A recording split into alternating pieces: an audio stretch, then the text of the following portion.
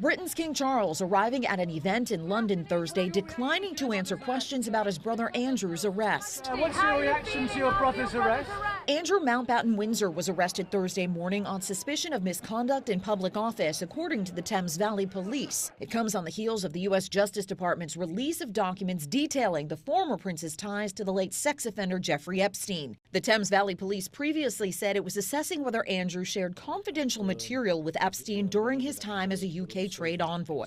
It's a common law offence and it requires a really high level of proof because the potential penalty, the total potential penalty, the maximum penalty is life imprisonment. The former prince has denied all accusations against him and has not commented on the more recent allegations of misconduct in public office. In a statement, King Charles said the law must take its course and pledged full support for the investigation. The arrest with the potential to send more shockwaves through the British monarchy and government. The first dramatic fallout that seems to be happening from the publication of these Epstein files seems to be more than anything else in the United Kingdom rather than in the United States, where the crisis began. Some lawmakers on Capitol Hill calling for similar accountability here in the U.S. Great Britain is holding its powerful and privileged to account. The United States of America should do the same. And the king is actually saying we need to follow the law here. I wish our government were doing the same.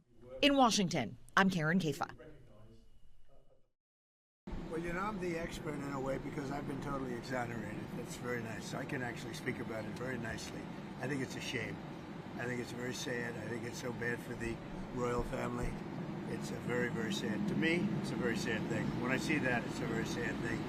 To see it and to see what's going on with his brother, who's obviously coming to our country very soon, and he's a fantastic man, the king. So I think it's a very sad thing. It's really interesting because nobody used to speak about Epstein when he was alive, but now they speak. But I'm the one that can talk about it because I've been totally exonerated. I did nothing. In fact, the opposite. He was against me. He was fighting me in the election, which I just found out through the last 3 million pages of documents. Yep. Do you understand that we have just received a statement from King Charles himself, and I want to read that to you. I'm sorry, I'm just getting it from our team behind me here. I have learned with the deepest concern, and this is a statement directly from the King. I'm reading it for the first time for you right here.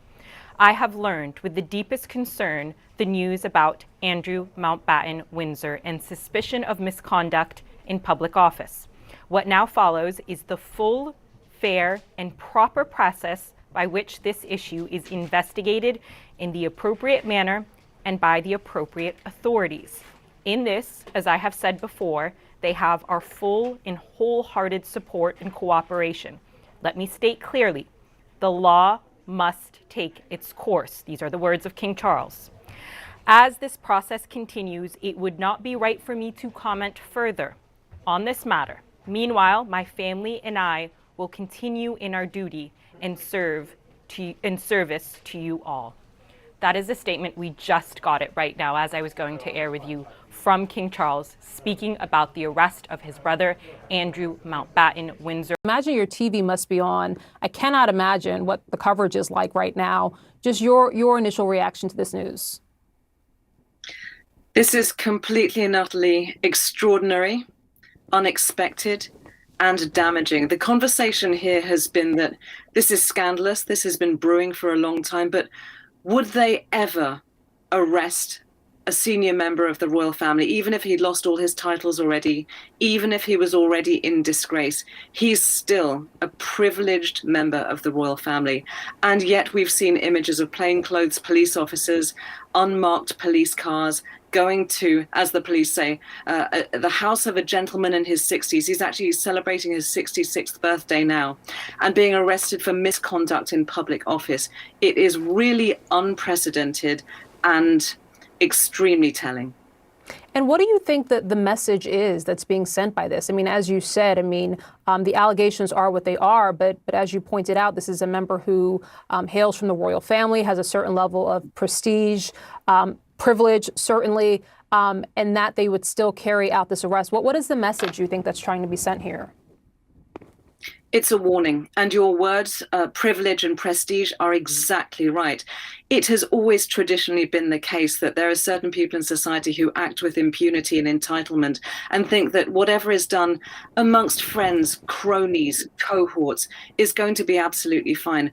What the release of all of these salacious and very damaging and disturbing details has shown is that there is enormous public interest in the issue of justice and an outrage. The idea that there are certain kinds of people who can do whatever they like.